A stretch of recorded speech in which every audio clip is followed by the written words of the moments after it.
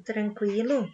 Então, hoje a gente vai fazer uma pequena revisão dos conteúdos, né? Pensando que a gente está aí finalizando um período importante de estudos domiciliares, eu sei, mas um período de bastante atividades, né?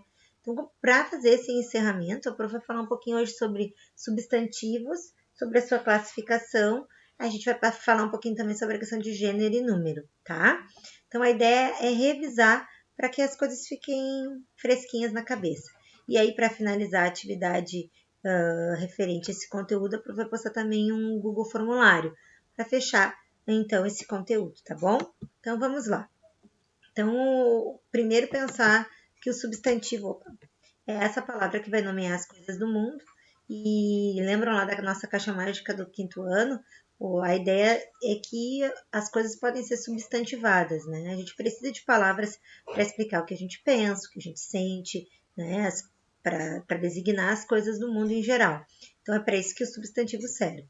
Quando a gente olhou a classificação, a gente percebeu que o mesmo substantivo pode ser concreto, primitivo, comum e simples, ou abstrato, primitivo, próprio, composto.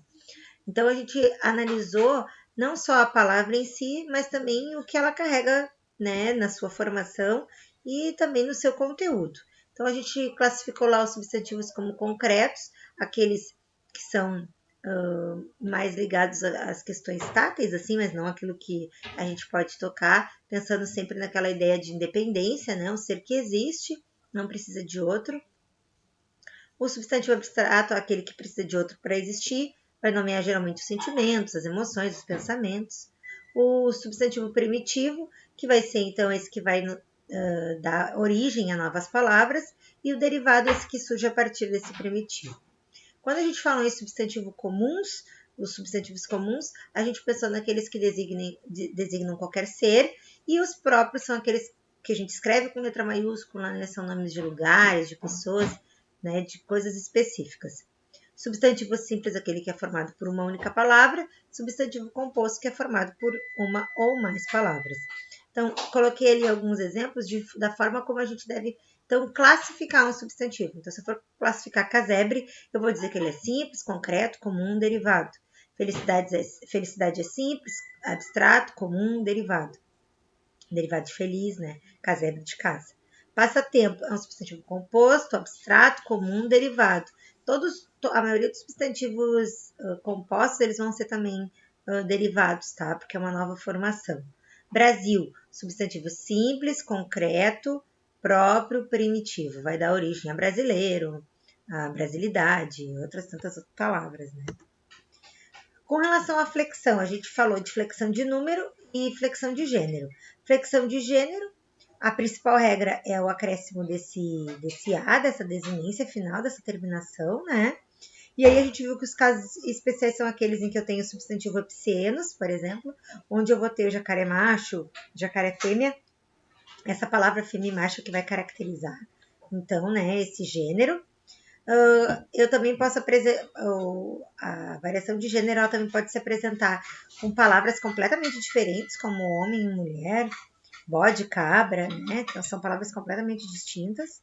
A mudança do artigo também é uma forma de flexionar não o substantivo em si, mas aí o artigo vai fazer essa relação, né? Ou estudante a estudante. E a gente ainda vai ter aquelas palavras que são sempre femininas, como é o caso de criança, tá? Na questão do número, da flexão de número, de falar que é de singular ou plural, né? E a gente vai ver principalmente o acréscimo do S como marca registrada da formação do plural. Os casos especiais são aqueles aqui, por exemplo, em que o artigo que vai fazer essa flexão, né? O substantivo ele vai permanecer igual. Aqui é a mesma coisa, né? Aqui também. Aqui muda, mas muda só essa parte final. Então, essas são algumas das características da flexão de número, tá?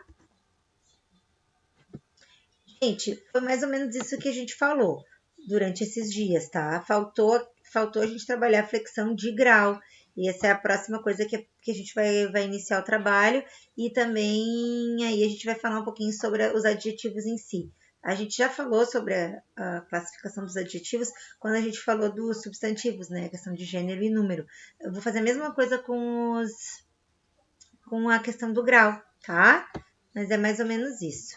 Eu espero que esse vídeo ajude a vocês a refrescarem assim a memória. Mas antes de fazer o formulário, né, procurem revisar a apostila não, a gramática, o caderno, os resuminhos que vocês fizeram. Esse é o material de vocês para poder fazer bem esse formulário. Não é abrir lá o formulário e fazer de qualquer jeito. Combinado, galera? Beijo, até mais.